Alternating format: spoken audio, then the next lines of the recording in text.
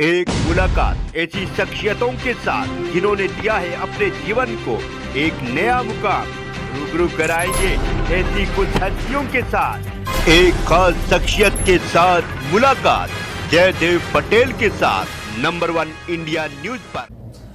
नमस्कार व्यूअर्स, मैं जयदेव पटेल और आप देख रहे हैं नंबर 1 इंडिया न्यूज। आपका एक बार फिर स्वागत है एक खास शख्सियत के साथ मुलाकात प्रोग्राम में। आज हम बात करेंगे भ्रामक विज्ञापन मामले में पतंजलि और बाबा रामदेव की तरफ से जो माफीनामा मांगा गया, उसको कहीं न कहीं सुप्रीम कोर्ट ने कई टिप्पणी करते हुए ये कहा कि जो विज्ञापन की साइज है उसी की साइज में कहीं न कहीं माफीनामे को मांगा जाए। और इसी के साथ साथ इंडियन मेडिकल एसोसिएशन को भी एक हिदायत दी है कि हम अगर किसी के ऊपर उंगली उठाते हैं तो कहीं न कहीं बाकी की उंगली अपनी तरफ भी रहती है। ये इस कॉन्टेक्स्ट में कहा है कि जो बढ़ते हैं जो मेडिकल की जो फीस हो गई या फिर ये जो मेडिकल्स के जो एक जो टेबलेट्स जो लिखी जाती है वो कहीं ज्यादा प्राइस की होती है। इन्हें तामुद्दर बात करने के लिए हमारे साथ खास मेहमान इंडियन मेडिकल एसोसिएशन के राष्ट्रीय अध्यक्ष डॉक्टर शरद अग्रवाल। डॉक्टर शरद अग्रवाल, आपका बहुत बहुत स्वागत आज हमारे प्रोग्राम में। जी डॉक्टर शरद अग्रवाल, आपसे हमारा पहला सवाल है कि सुप्रीम कोर्ट ने जो एक सख्त टिप्पणी करते हुए आईएमए को जो एक हिदायत दी है, इस पर आप क्या कहेंगे? देखिए, इस सब चीज के पीछे सबसे इम्पोर्टेंट चीज है कि सुप्रीम कोर्ट ने जो फेलेशियस हेड है, टिप्पणी को छोड़िए, डिसीजन जो दिया है पहले उस पर बात कीजिए। सबसे इम्पोर्टेंट वो बात है जो ये भ्रामक एड्स का प्रचार किया जा रहा था और धड़ल्ले से किया जा रहा था, सुप्रीम कोर्ट के 21 नवंबर के ऑर्डर के बावजूद कहा जा रहा था, उस पे जो सुप्रीम कोर्ट ने डिसीजन दिया है, बड़ी बात वो है सुप्रीम कोर्ट के जज हैं वो अपनी टिप्पणी दे सकते हैं, वो टिप्पणी है, पर जो जजमेंट है वो बाइंडिंग है। तो जजमेंट जो उन्होंने दिया भ्रामक एड्स पे, जो पतंजलि के भ्रामक एड थे, सारे सब चीज सही कर देंगे, सारे इलाज कर देंगे, सारी बीमारी सही कर देंगे, उस पे सुप्रीम कोर्ट ने जो डिसीजन दिया है वो वेलकम है, वो ज्यादा इंपॉर्टेंट खबर है। ताकि जो कोई भी इंसान जो अपने आप को इस देश में कानून से ऊपर समझता है, तो कोई भी कानून से ऊपर नहीं है, और उसके बावजूद, क्योंकि सुप्रीम कोर्ट ने जब 21 नवंबर को कहा था कि आप भ्रामक प्रचार नहीं करेंगे, उसके बावजूद भी वो अपने एड प्रसारित करते रहे। और सबसे बड़ी बात कि वो आप अपनी दवाइयां बेचें, आप अपना सामान बेचें, पर आप दूसरे को, जिसको आप जानते नहीं, जिसकी आपको नॉलेज नहीं, उसके बारे में आप एक ऐसी टिप्पणी कर रहे हैं कि उस व्यक्ति के बारे में, वो गलत है। तो जिसको सुप्रीम कोर्ट ने सरासर विदाउट, बावजूद इसके कि उनपे हम समझ सकते हैं कितने तरह का मीडिया प्रेशर, कितने तरह का सोशल मीडिया प्रेशर डलवाया गया पिछले 10-15 दिन में, तो इसलिए अल्टीमेटली सुप्रीम कोर्ट को आईएमए को भी कुछ कहना पड़ा। आप ये देखिए ना कि जब मतलब एक किसी बड़े आदमी के लिए कोई हिम्मत करता है तो कितनी सारी लॉबीज लग जाती हैं उसको डिफेंड करने के लिए। तो आपने देखा पिछले 1 महीने में क्या हुआ कि सुप्रीम कोर्ट के जज के खिलाफ अभियान, वो डिसीजन पे अभियान चलाया कि ऐसी टिप्पणी क्यों कर दी, ऐसी टिप्पणी क्यों कर दी। इसी डिसीजन में कहा गया था ना कि जो उन्होंने कहा कि पतंजलि के स्पेसिफिक टिप्पणी करी, ऐसी टिप्पणी क्यों कर दी।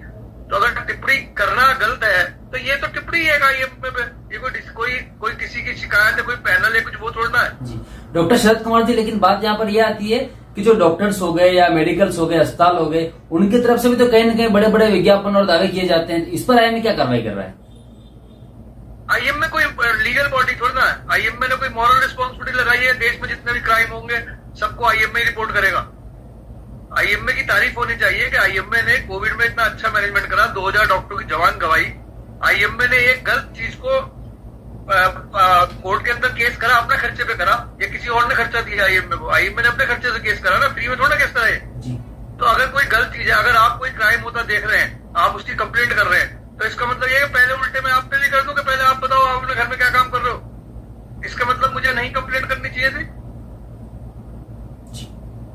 तो ये बात हमारी समझ में नहीं आई। और हाँ, अगर कोई गलत काम करता है आईएमए का डॉक्टर या मेडिकल मॉडर्न मेडिसिन का डॉक्टर, तो उसके लिए भी कानून है, उसके लिए भी वैसे ही कानून है, आप कीजिए कंप्लेंट। आईएमए किसी गलत डॉक्टर का साथ नहीं देती है। जी डॉक्टर शरद कुमार जी, लेकिन सुप्रीम कोर्ट ने जो एक सख्त टिप्पणी जो करी है उसमें एक बात इंपॉर्टेंट ये कही है कि जो डॉक्टर जो ज्यादा फीस लेते हैं या फिर ये कहें कि जो महंगी जो दवाई होती है वो रिकमेंड करते हैं, तो ऐसे लोगों को कहीं ना कहीं आपको लगता है कि आईएमए को एक कार्रवाई के तहत कुछ न कुछ एक एप्लीकेशन करनी चाहिए या फिर कुछ नोटिस जारी करना चाहिए, समथिंग वेल? सुप्रीम कोर्ट के वकीलों की फीस पता है आपको? जी तो देखिए, ये जिसकी जैसी क्वालिफिकेशन है, जिसकी जो, अगर किसी आदमी ने अपने 40 साल पढ़ाई में गंवाए हैं और अब तो सरकार ने फीस बढ़ा दी प्राइवेट मेडिकल कॉलेज की, अगर कोई 6-10 करोड़ रुपया खर्च करके एमडी PhD करके आया है तो वो पैसे नहीं कमाएगा? जो सीट, जो पैसे, जो फीस निर्धारित करी है वो सरकार नहीं करी है ना प्राइवेट मेडिकल कॉलेज की। तो आप जाके पता कीजिए, प्राइवेट मेडिकल कॉलेज में यूजी करने में 1 करोड़ रुपया लगता है, पीजी करने में 3 से 5 करोड़ रुपया लगते हैं, और जो ये तो फीस है, उसके अलावा जो उनके खर्चे हैं वो अलग। अगर कोई इतना इन्वेस्टमेंट करके जाएगा तो वो नेचुरली, वो अगर क्वालिफाइड है, क्योंकि वो शिक्षा इसलिए महंगी है क्योंकि वो प्राइम एजुकेशन है। तो प्राइम एजुकेशन है, जिस तरह से हमारे माननीय सुप्रीम कोर्ट के, हाई कोर्ट के वकील साहब होते हैं, क्योंकि उनकी क्वालिफिकेशन है इसलिए वो चार्ज करते हैं। तो इस हिसाब से जो प्रोफेशनल्स हैं, प्रोफेशनल्स को ये कानून ने अधिकार दिया हुआ है कि professionals they are free to charge whatever they want. किसी को जबरदस्ती तो नहीं करते है ना, जिसको आना होता है वही आता है ना साहब, कोई जबरदस्ती तो नहीं पढ़ के लाते। ना ही सुप्रीम कोर्ट के वकील किसी के घर जाते बुलाने क्लाइंट को, ना ही डॉक्टर घर जाते किसी को बुलाने। तो यस, अगर कहीं कोई अव्यवहारिकता है, कुछ है, तो we are open for that. जी डॉक्टर शरद कुमार जी, आपसे हमारा एक आखिरी सवाल है कि जो मेडिकल की जो हम बात कर रहे हैं, जो मेडिसिन जो महंगी मिल रही हैं या फिर फीस ज्यादा है, तो इसको लेकर क्या IIMA ने कोई कदम उठाए हैं, सरकार की तरफ से हो या फिर अपनी तरफ से हो? सर, एक चीज आप लोगों को समझनी पड़ेगी और आपको बतानी पड़ेगी, डॉक्टर दवाई नहीं बनाते, ना तो डॉक्टर दवाई मैन्युफैक्चर करते, ना डॉक्टर दवाई को लाइसेंस देते, ना ही डॉक्टर दवाई को प्रमोट करते हैं। ठीक है, दवाई कौन परमिट करती है? Government of India. दवाई के रेट कौन डिसाइड करता है? Government of India. तो फिर ये इल्जाम हमारे ऊपर कैसे आएगा? अगर आपको लगता है, भाई हम तो तैयार हैं इस बात को, 1 नेशन 1 मेडिसिन, एक देश एक तरह की दवाई हो, खाली एक ही रेट हो उसका, हमें क्या फर्क पड़ रहा है? हमारे को तो उस दवाई की बायो अवेलेबिलिटी, बायो इक्विवेलेंट्स, वो कितनी उस डोज पे कितनी मारक, जितनी उस डोज पे उसे असर करना चाहिए, उसकी रिसर्च स्टडी होनी चाहिए हमारे पास। तो ठीक है साहब, हम तैयार हैं लिखने को। आप दवाई, जो दवाई आप 1000 की कह रहे हैं महंगी है, आप उसे 100 की करा दो, हम 100 में भी लिख लेंगे। डॉक्टर ना तो दवाई बनाता है सर, ना ही दवाई के रेट डिसाइड करता है, तो इसमें IIMA क्या करेगी? जी, तो शरद कुमार जी, क्या इसको लेकर IIMA ने कोई लेटर लिखा गवर्नमेंट ऑफ इंडिया को या फिर हेल्थ मिनिस्टर्स को या फिर हेल्थ डिपार्टमेंट को? देखिए, जब अभी लास्ट ईयर जेनरिक मेडिसिन का इशू आया था, तो जुलाई और अगस्त में हमने एक सीरीज ऑफ लेटर लिखे थे और मीडिया को भी दिए थे, है ना, कि अगर गवर्नमेंट को अगर ये दवाई के रेट की चिंता है, और जो कि वाजिब चिंता है, क्योंकि नेचुरली इलाज महंगा होता है ना, और उस इलाज में डॉक्टर को बहुत कम पैसा मिलता है। ऐसा नहीं है, जितनी फीस जो मरीज अस्पताल में दे के आ रहा है वो सारा डॉक्टर की जेब में नहीं जाता है, उसका मुश्किल से 10% या 15% डॉक्टर पे आता है।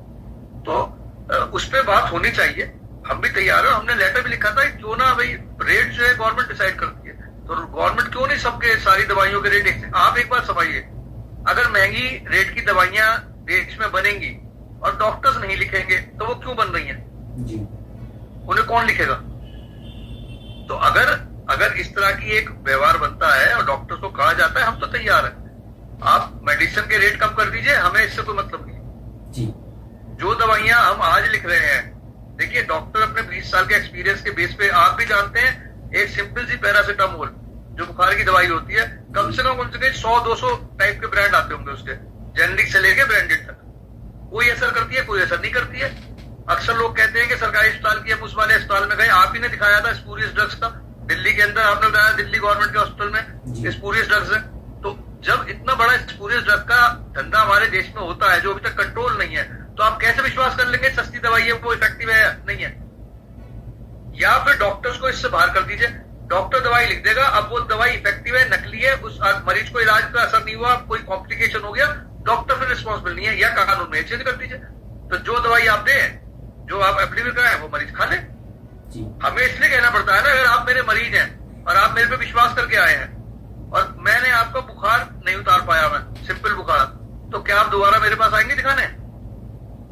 आप नेचुरली कहेंगे डॉक्टर बेकार है, दवाई का असर ही नहीं होता, आप तुरंत दूसरे डॉक्टर पे चले जाएंगे। तो अगर मेरे को अपनी प्रोफेशनल स्किल मेंटेन करनी है, तो मुझे ये भी तो पता होना चाहिए ना कि जो दवाई मैं वही दवाई लिखूंगा जिस दवाई का मेरा एक्सपीरियंस है 20 साल का, कि हाँ ये वाला ब्रांड की दवाई अच्छी है। इसका मतलब ये नहीं बाकी दवाइयां बेकार हो गई। भाई मैं एज ए डॉक्टर मैंने तो 100 की 100 मेडिसिन तो टेस्ट नहीं करी होंगी ना। जी। मैंने जो भी 8-10 मेडिसिन अपने कैरियर में टेस्ट करी होंगी एक चीज की, फॉर एग्जाम्पल पैरासिटामोल, तो मेरा कॉन्फिडेंस उसी पे ही है, मैं वही लिखूंगा। या फिर कोई एक ऐसा सिस्टम बनवा दीजिए देश के अंदर जिसमें कि हमें बता दे वो कि ये दवाई टेस्टेड है, यही लिखेंगे, हम वही लिखेंगे। अब उस दवाई से अगर कॉम्प्लिकेशन होता है या मरीज सही नहीं होता है तब फिर आप डॉक्टर के ऊपर केस नहीं कर सकते। जी। तो हम तो तैयार हैं, बिल्कुल तैयार हैं। जी। डॉक्टर शरद कुमार अग्रवाल जी, आपने हमारे लिए समय निकाला, उसके लिए आपका बहुत बहुत धन्यवाद।